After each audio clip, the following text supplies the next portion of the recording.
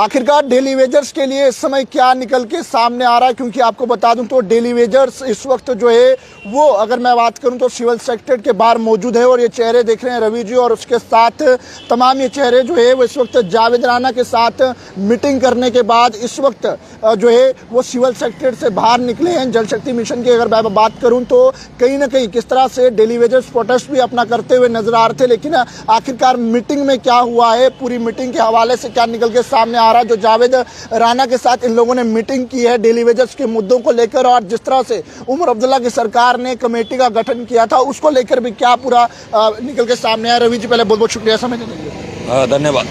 रवि जी, क्या पूरी मीटिंग हुई और क्या बातचीत हुई है अंदर से? सबसे पहले आपके चैनल का बहुत बहुत धन्यवाद, और उसके बाद हर उस साथी का जिसने कल के प्रोटेस्ट में हिस्सा लिया, जिस डिस्ट्रिक्ट के अंदर जिस साथी ने हिस्सा लिया, ये उन्हीं की वजह से आज हमारी मीटिंग थी सेक्टर में।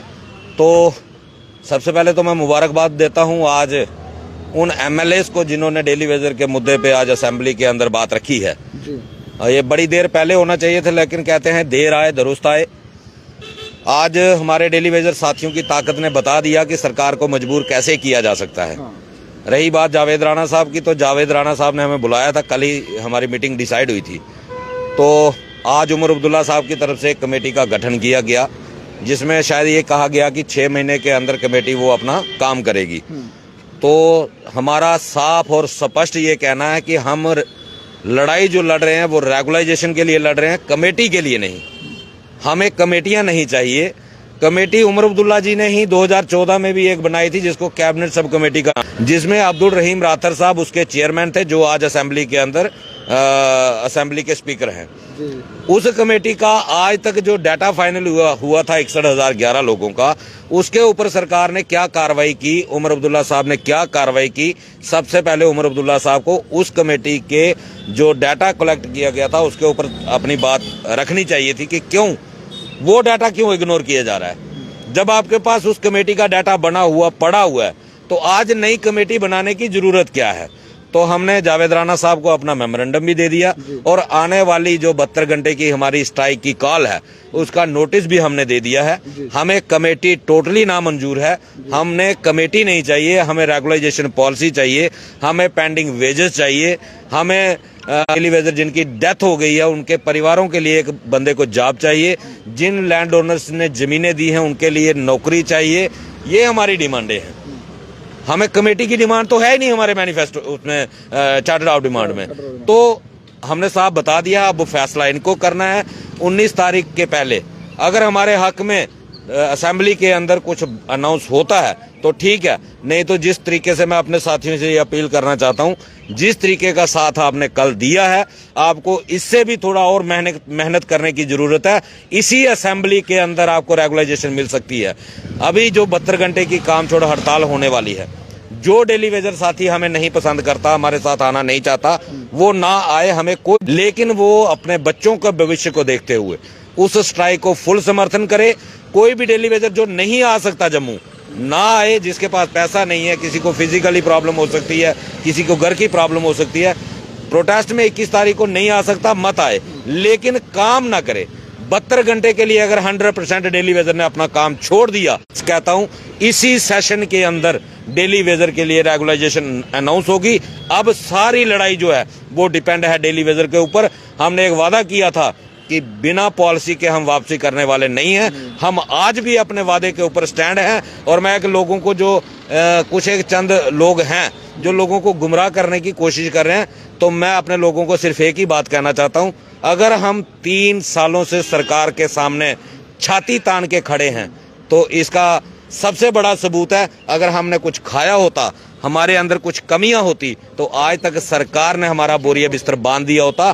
3 साल तक हम सरकार के साथ अड़ नहीं सकते थे, लड़ नहीं सकते थे। इतना ही आपके लिए काफी है। अगर आप हम पे भरोसा करते हो तो आपको 72 घंटे की कॉल में अपना 100% देना पड़ेगा। आपने कॉल के लिए कहा, आपकी मीटिंग हुई, जावेद राणा ने क्या रिस्पांस दिया आपकी मीटिंग को लेकर, जो आपने बातें कही उन तक पहुंचाई? हाँ, उन्होंने कहा कि हम एक तो हमारे प्रिंसिपल सेक्रेटरी कहीं आउट ऑफ स्टेट हैं। तो वो जब आते हैं तो वो इस चीज पे डिस्कस करेंगे उनके साथ, और उसके साथ उमर साहब के साथ भी डिस्कस करके राणा साहब ने कहा कि मैं कोशिश करता हूं कि हम एक मीटिंग करेंगे, आपको दोबारा बुलाएंगे। हो सकता है उस मीटिंग में उमर साहब भी शामिल होंगे, तो जो भी बातचीत होगी हम कोशिश करेंगे आपको कुछ ना कुछ जो है दे सकें। हमने दूसरा ऑप्शन भी सरकार को दिया है, अगर आपने 6 महीने का टाइम, जैसे आप कमेटी कह रहे हो, हम एक ही शर्त पे 6 महीने का टाइम दे सकते हैं।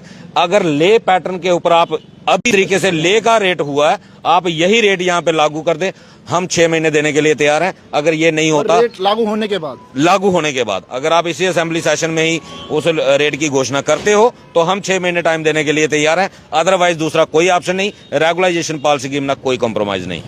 और लोग हैं सर, क्या कहेंगे जिस तरह से मीटिंग हुई है और क्या लग रहा है अब देखने को मिलेगा? मीटिंग से तो ऐसा लगता है कि सरकार की जो मंशा है वो सोच रहे हैं कि इनका कुछ ना कुछ वंस टाइम में मतलब इनका हल किया जाए। लेकिन कमेटी अब वो लंबा जो अरसा है जिसको ये खींचना चाहते हैं कि कमेटी गठित करने के बाद वहाँ पे मेंबर बनाए जाएंगे, फिर वो डाटा इकट्ठा करेंगे, तो ये चीज़ें जो हैं ये हमें मंजूर नहीं है, क्योंकि ऑलरेडी 2014 का सब कमेटी जो बनी थी, डाटा इनके पास पड़ा हुआ है। इनको सिर्फ इतना चाहिए कि ये जो डेली वेजरों को ये किस तरह से इन्होंने पक्का करना है, फेस मैनर में करना है। मैं तो कहता हूँ कि जो लोग आज रिटायरमेंट की कगार पे हैं, जिनकी रिटायरमेंट हमारे कुछ साथी जो है इस 30 तारीख को जो जाने वाले हैं, 31 तारीख को, उसके बाद अगले महीने फिर जाने वाले हैं। मैं ये कहता हूँ कि इसको ज़्यादा लंबा ना खींच के आप इसको जितनी जल्दी हो सके इसका कोई फैसला दे दें। बाकी रवि जी ने बताया है, हम किसी चीज़ के साथ इनका कंप्रोमाइज़ नहीं करेंगे। हाँ, कंप्रोमाइज़ लेह लद्दाख के पैटर्न पर अगर आप इमीडिएटली अगर डेली वेजर को रिलीफ देना चाहते हैं, क्योंकि हमारा पेंडिंग भी है, वो भी अभी तक नहीं मिला है, लेकिन मैं कहता हूं कि कम से कम 311 जो ये दिहाड़ी दे रहे हैं, शर्म आती है। हमारे राणा साहब भी अंदर, उन्होंने हमसे ये सवाल किया कि आप लोगों की दिहाड़ी कितनी है, ये हमारे मंत्री साहब में पूछ रहे थे, तो हमने बोला 311 रुपये। तो वो भी थोड़ा सा ना वो हक्के बक्के हो गए, जो आसपास लोग बैठे थे वो भी ऐसे मतलब एक किस्म का उन्होंने महसूस किया, यार 311 रुपये आज के टाइम में, इतनी महंगाई में 9,000 रुपये तनख्वाह के ऊपर ये अपना परिवार कहाँ से पालेंगे? 30 साल हो गए मतलब डिपार्टमेंट को सर्विस देते हुए, और उनके बच्चे जो हैं वो शादी के लायक हो चुके हैं। तो अब ये सरकार को और हमारे जो जम्मू कश्मीर के जो हमारे जो MLAs हैं, इनको सोचना चाहिए यार, ह्यूमैनिटेरियन एक ये इशू है, इसको पॉलिटिकली खींचने की जरूरत नहीं है, और ना इसमें कोई क्रेडिट लेने की बात है। क्रेडिट आपने लेने हैं, बहुत से काम पड़े हुए हैं और आने वाला टाइम है, बहुत से क्रेडिट आपको मिलेंगे, लेकिन डेली वेजरों का मसला अगर आप हल कर दोगे ना, तो हमारे लिए वही एक सबसे बड़ा है कि भगवान की तरफ से आप लोगों को भी दुआ मिलेगी कि ये एक मतलब गरीब लोगों का मसला है, ये दिहाड़ीदारों का मसला है। तो अब ये सरकार को सोचना है कि कमेटी समितियों को ज़्यादा टाइम मत लगाइए। हमारी मंत्री साहब ने बोला है कि मैं जितनी जल्दी हो सके, हमारे चीफ सेक्रेटरी साहब जैसे ही वहाँ से आते हैं, दिल्ली से आते हैं, तो आप हमारे साथ टच में रहिए। तो मैं आपके चैनल के माध्यम से अब ये भाई हैं, मैं उनको ये बता देना चाहता हूँ कि अब जो हमारी लड़ाई है ये एक बिल्कुल एक मुकाम के ऊपर पहुँच गई है, और इसमें आप लोगों का हमें सहयोग चाहिए। कोई हमारा दुश्मन नहीं है, सभी डेली वेजर हमारे भाई हैं। किसी का किसी के साथ मतभेद हो सकता है, लेकिन जिसकी रेगुलेशन पॉलिसी है उसके ऊपर आपका मतभेद नहीं होना चाहिए। आपका इंडिविजुअल किसी के साथ मतभेद है, मैं उनसे अपील करता हूं कि हमें सहयोग करें, और जितना जल्दी हो सके ये जो हमारी जो 20 तारीख की कॉल है, और इसमें आके बढ़ चढ़ के और ये काम छोड़ो हड़ताल पे आप बैठ जाइए, हो जाएगा। रवि जी, बात करें तो चारों ओर, अगर कश्मीर की बात करूं, चुनाव रैली की बात करूं, हर जगह कल प्रदर्शन जो है वो देखने योग्य मिला है, और कहीं ना कहीं प्रदर्शन जो है वो उग्र हुआ। लेकिन लाठीचार्ज को लेकर भी सवाल उठाए गए। उमर साहब ने भी कहा कि आखिरकार डेली वेजर्स प्रोटेस्ट करते हैं, उन पर लाठी ना चलाई जाए। बीजेपी ने भी जो है वो आपको लेकर वॉकआउट हुआ। किस तरह से देखते हैं, क्या कहीं ना कहीं लगता है कि उमर भी, सरकार भी जो है वो डेली वेजर्स के लिए करना चाहती है कुछ?